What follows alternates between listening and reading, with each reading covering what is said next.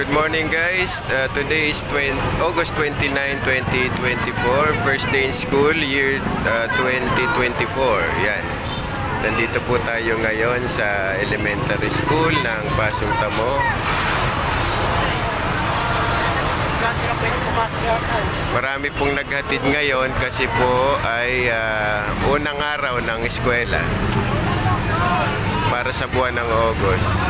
Maraming tao sa labas guys dahil bawal papasukin yung mga magulang at ang mga estudyante lang ang pinapapasok.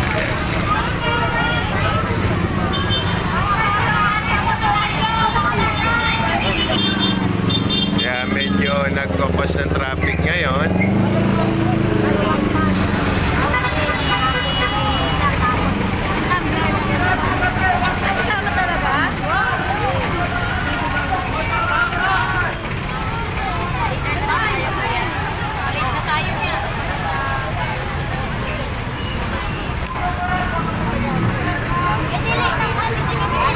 Time check natin is 5:45. Yan, medyo nagta-traffic na.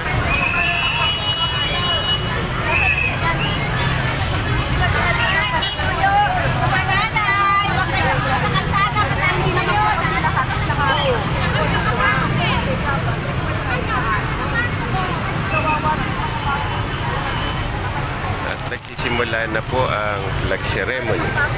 Ate Joy! Ayun po sa loob.